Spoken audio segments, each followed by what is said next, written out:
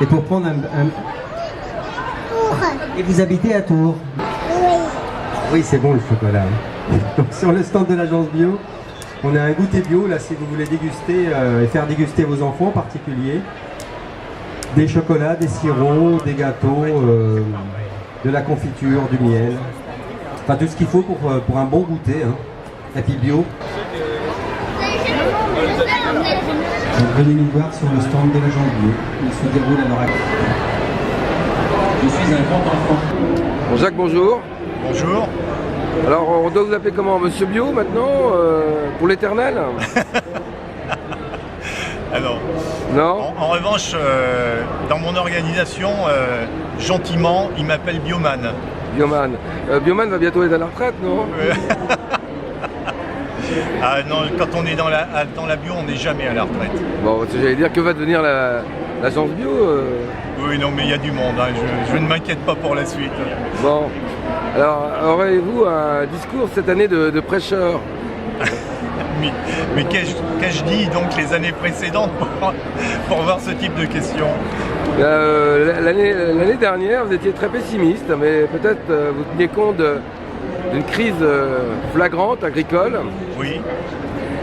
Et comment se porte donc le bio maintenant, en ce début 2011?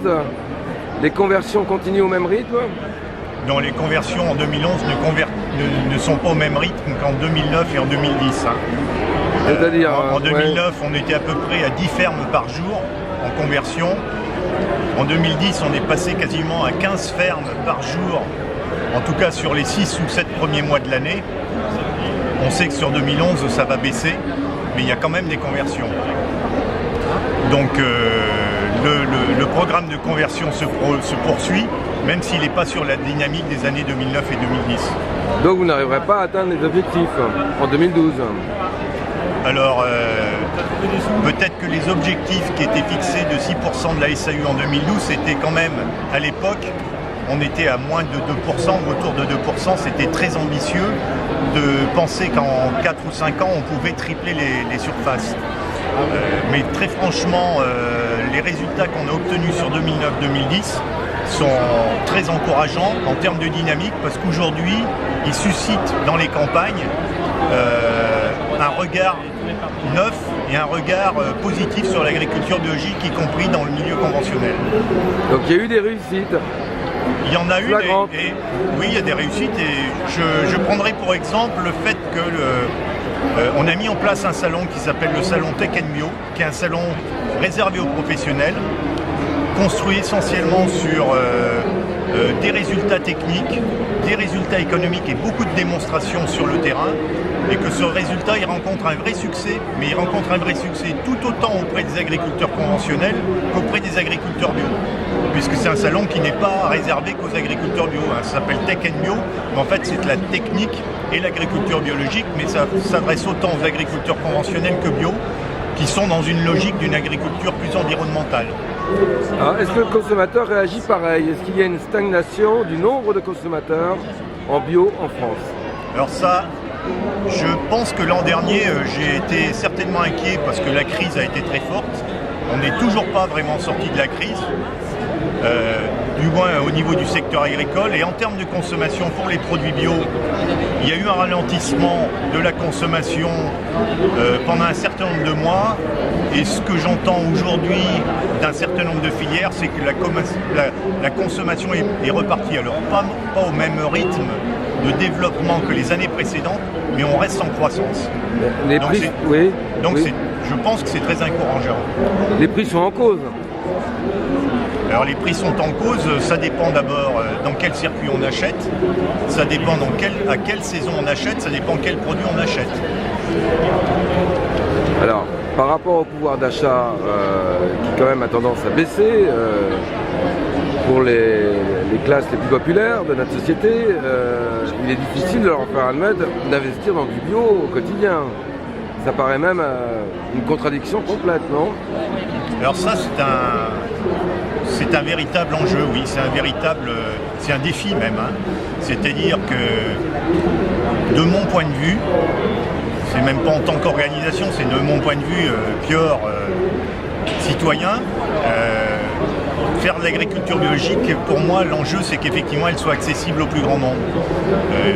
Je trouverais regrettable qu'elle ne soit accessible qu'aux élites ou qu'à ceux qui ont de l'argent. Donc il y a un travail qui est fait, et je ne suis pas le seul à le penser, ni à essayer de le faire. Donc sur certaines périodes et à certains moments, vous avez quand même, y compris notamment dans des circuits spécialisés, je l'ai testé moi-même, un certain nombre de produits bio qui sont moins chers que les produits conventionnels qu'on peut trouver en grande surface, par exemple. Des exemples?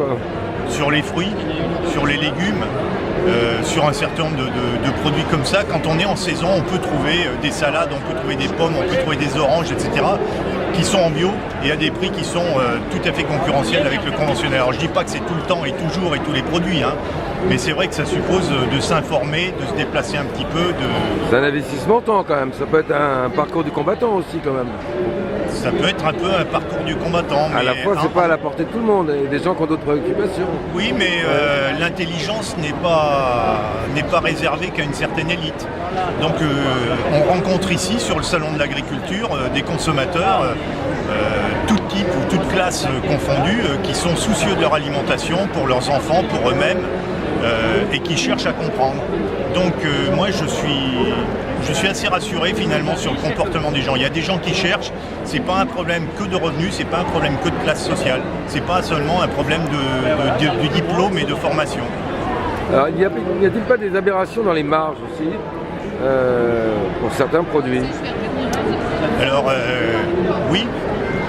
Mais comme je suis dans le secteur agricole, les gens qui vont être dans le secteur de la distribution ou dans la logistique de la transformation vont vous dire oui mais nous on fait tout ce qu'il faut alors. Il y a certainement un problème de marge. Vous m'aviez cité un exemple off sur les pommes par exemple.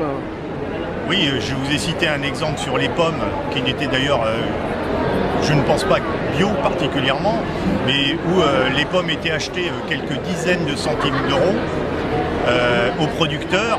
Et on les retrouvait en grande surface à plus de 3 euros le kilo. Et effectivement, on se demande où se trouve la marge entre les quelques dizaines de centimes payés aux producteurs et les 3 euros vendus en grande surface. Oui, parce que là, il n'y a qu'un conditionnement et peu de transport, en l'occurrence. En plus, comme on est sur du produit frais, il y a relativement peu de transport, il y a le conditionnement, et donc on se demande où passe la marge.